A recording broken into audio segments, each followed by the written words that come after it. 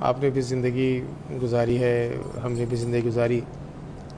پہلے تو شادی کا مقصد سمجھ لیں کہ شادی بنیادی طور پہ ہے کیا. شادی میں سمجھتا ہوں شادی میں بہت سارے پہلو ہیں, لیکن جو سب سے امپورٹنٹ پہلو ہے وہ ایک دوسرے کے لیے آسانیاں پیدا کرنے کے لیے پہلو, مشکلیں پیدا کرنے کے. آپ کو انڈیا پاکستان کی تھوڑی جنگ لڑ رہے ہیں, اور بدقسمتی سے ہوتا بھی یہی ہے کہ وہ انڈیا پاکستان کی جنگ ہو جاتی ہے. اچھا, شادی سے پہلے آپ ذرا دیکھیں سینیریو, چاہے وہ محبت کی شادی ہو چاہے وہ ارینج میرج ہو, دونوں صورتوں میں ہم شادی کرتے کس سے, چاہے وہ غریب ہے, امیر ہے, میڈیوکر ہے, پڑھا لکھا ہے یا نہیں پڑھا لکھا, شادی کرتے ہم اس سے ہیں کہ جو دنیا میں سب سے خوبصورت لڑکی, سب سے بہترین اپنے حساب سے شاندار لڑکی سے شادی کرتے ہیں.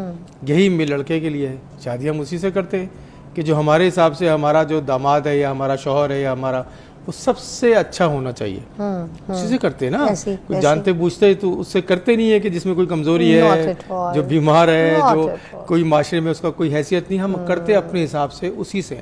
بالکل. یار یہ ہوتا کیا ہے تھوڑی دیر کے بعد, جیسے کچھ دن گزرتے ہیں اور آپ کے اندر وہ سارے نقص نکل آتے ہیں جو دنیا میں کہیں اور نہیں ہوتے.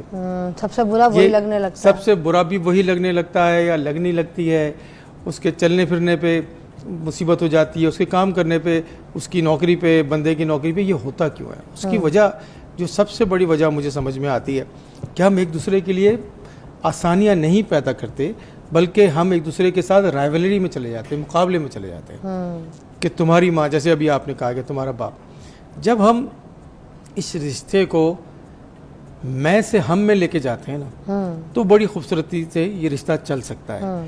جب ہم اپنے اوپر تصور کرتے ہیں کہ بھائی اگر اس سے غلطی ہوئی تو مجھ سے بھی ہو سکتی تھی, جب ہم اس کو جب ہم اپنے آپ کو چاہتے ہیں کہ اس کو معافی مل جائے, ہمیں معافی مل جائے, تو ہم اس کو بھی معاف کر دیتے ہیں. تو یہ کچھ بیہیویئرز ہیں کہ جو رشتوں کو آگے چلاتے ہیں.